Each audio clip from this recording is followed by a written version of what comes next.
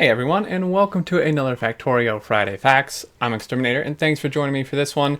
Today we are looking at Friday Facts 389, Train Control Improvements, and there's some really great train quality of life stuff in here.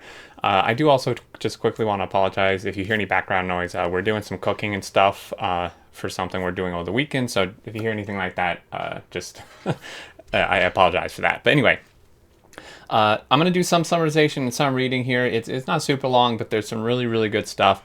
So the first part is train schedule interrupts. Now trains are most people's favorite part of the game. They're super fun. They're a big logistic challenge, and especially now with raised rails and bridges and stuff like that, we're going to be using them probably even more, and improved ground rails too. So it makes sense for them to improve upon that even further.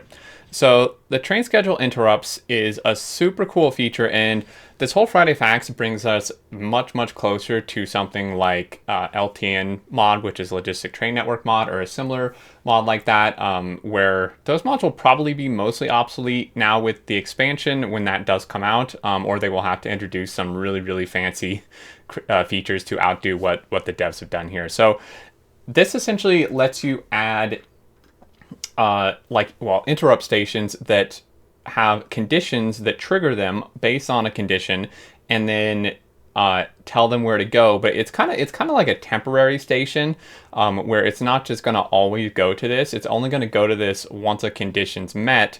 Otherwise, it'll just ignore it, which is super nice because you can't do that currently. So they give an example where, like, if you want to fuel a train currently in 1.1, you either have to have fueling at every one of your builds where the trains go, and then load, the fuel there, or you have to have a dedicated fuel station and have that in your train schedule. And the thing is you can't skip it, right? Like the train will just go there every single time, whether it needs to or not. But with interrupts, you can avoid this.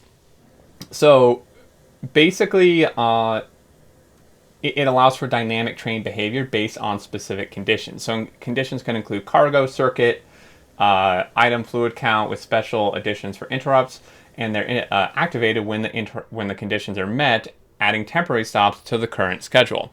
So basically, this is just a rundown of what I said, but they go further into it here. So it's super simple. Basically, you specify a list of conditions to trigger the interrupt, and a list of target stations plus wait conditions will be added to the schedule. Whenever the train wants to leave its current station, it checks all interrupts one by one, evaluating the interrupt conditions.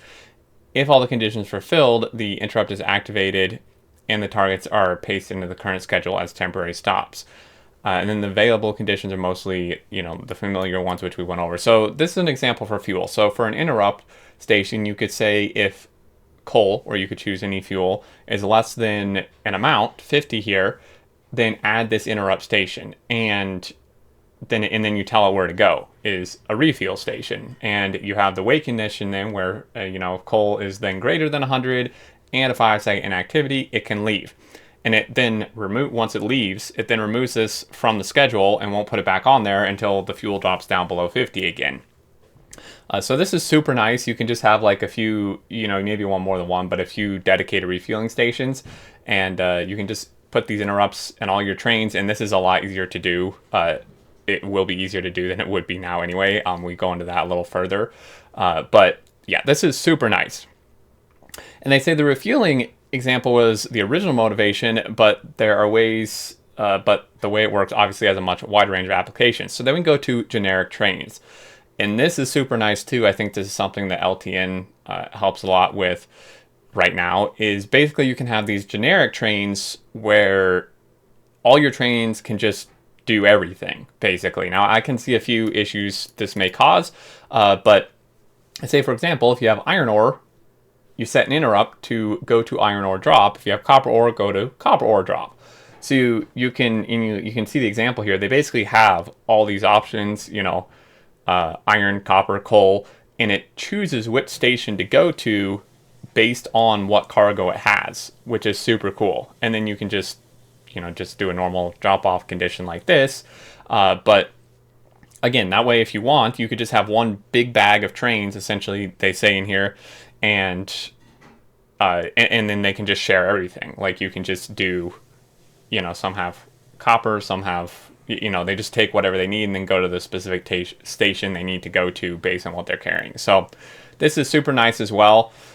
You just would want to be careful. Like, you would want to make sure it's like an empty condition, because if you do just like inactivity or something and the train leaves the drop off, let's say with some iron left in it, and then goes and picks up copper or something, then you could get mixed stuff. I could see a few problems with this if you're not careful, but overall this is super nice and such. And then we go to the depot problem. So they say it's all very nice, but it kind of created a new problem, and it's the fluctuation of trains availability based on all the unloading stations being backed up or not.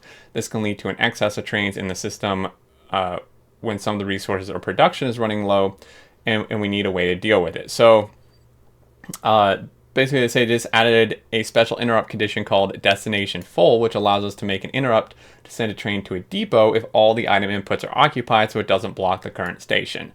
Again, so like if you go pick up iron or something and then all the destinations for iron are full, you can have this interrupt. You can see destination full or no path, and then you can have it just go to a depot. So you can just have a train depot where all the trains wait, and then it will keep checking this until a station opens up, and then it will just go to the station, which is really nice. Again, this is like an LTN type of thing where you just have these big depots with your trains there if they have nowhere to go. So you can see there's all kind of possibilities you can do with these interrupts, which is super nice. I think it's just going to add a lot of versatility to the game, a lot less kind of tedious work, especially with like fueling. Just having, because when you have these big mega bases, especially if they're like kind of segregated ones instead of just one big, bot network base with stations within it, if you have separate builds all over your map, having fuel brought to each one of these builds is kind of a pain. So just being able to have a couple fuel stations in one place and then your trains just go there automatically whenever they actually need fuel is super nice. It's more fuel efficient too, because you're not just like loading it every time or sending them somewhere every time, regardless of if they need it or not. And then another nice thing is interrupts are global. So initially they were specific to each schedule, but they realized that it's a really good idea to be able to share the same interrupt between different schedules. And they, like fueling, for example, and they had the problem where once they wanted to upgrade or something like that, upgrade the fuel from like coal to rocket fuel, then they would need to go into each and every schedule and update it, which is a huge pain. And then some trains probably were forgotten and such. So that would be very annoying. So they made it the interrupts are shared globally, identified by their name. And when you edit an interrupt, it changes for all trains with that interrupt. This made it much more convenient and less error prone. So you could just update like the fuel condition or whatever in your fuel interrupt, and then all trains that have that same fuel interrupt with that name, it'll just update all of them automatically. And then this one, I know this is like a lot of wordy, very, very wordy with interrupt, but interrupt in interrupt. So normally an interrupt is activated when an interrupt is activated, other interrupts won't be able to interfere until it's finished. But in some specific cases, this is too limiting, so we added another special interrupt condition called in interrupt. This allows the interrupt to trigger while another interrupt is in progress, which clears the original interrupt and replaces it with the new interrupt's target. They say there's some very specific cases where this is a crucial thing to have, but it is on a planet we didn't reveal yet. So this is really makes me curious. I would really like to hear what you guys think. What this may mean, like what use this may have on another planet. I'm really curious now what they're going to have us be doing where this is a crucial thing that you would need, but only on another planet. Really piqued my interest there. And then reservation upgrade. So this is just an upgrade to something we already have. Basically, you have your reservation or train stop limits. So they say that all the more advanced interrupt schedule systems heavily depend on the train stop reservation limit. This is what prevents all trains in your system trying to go to one stop, right? But there was a problem with the system, which could possibly cause traffic jams and deadlocks, which was made much more important with the generic schedule. So the problem basically was that the train decides to leave the station, it instantly clears the reservation it had there, right, because it's leaving, of the train limit, while still physically being there, right? Because maybe it just is waiting for a signal or something, or it's hasn't fully left yet. This lets another train start to journey toward the stop while there may not actually be enough room there. So they just made a change so the train will only give up its reservation once it leaves the block with the train stop. So that can be good, if you just like throw a signal, like at the end of, wherever your train end would be in the station. Once it leaves that block, then it will actually clear the reservation. And then this is a huge thing, something I think most of us have wanted for a very long time, is train groups. So they've now added train groups. And this I can just summarize. It basically is going to act just like the logistic groups that they went over a few Friday Facts ago. You just create a group and stuff, and you can put, a schedule there, and then all trains you add to the group will just automatically have that schedule added to them. So, and same with interrupts as well. So this is super, super nice. You can just have different groups for different stuff. And they say any changes to the schedule of one member of the group will update the whole group. So, if you have like a iron trains group and you change the schedule on one train that's in this group, it'll change the schedule for every train in that group.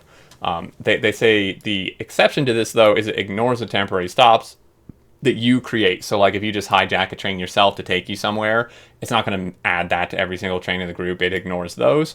But other than that, it will. Interrupts are applied as well. So if you change an interrupt within the group, it applies that to all the trains in the group. And then, of course, you can see that in the train menu, which is super nice. And then the last bit here is auto color based on destination. So this is just a very nice kind of visual thing.